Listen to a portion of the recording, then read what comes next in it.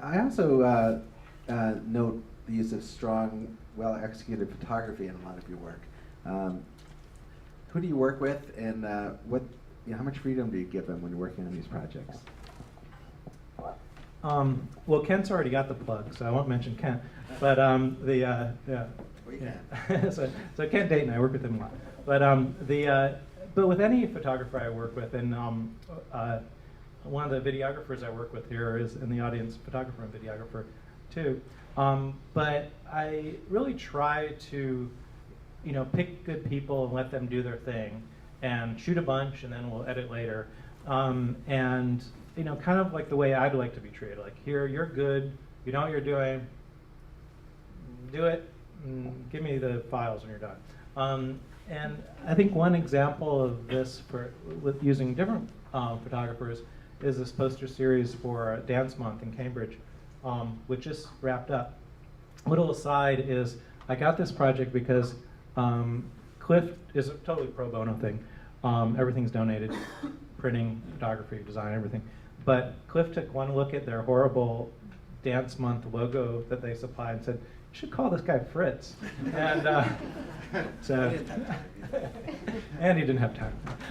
But anyway, we worked with various photographers, always kind of keeping the same type structure and playing around with the photography and the form as we go through. So each year kind of changes a little bit, but you kind of see this consistency.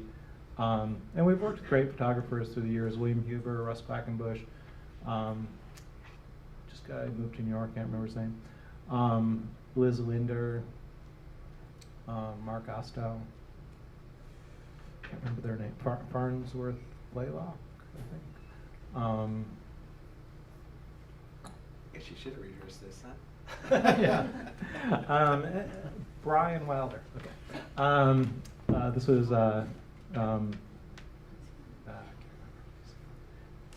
Name that photographer. Yeah, whatever. See a bunch of different photography here.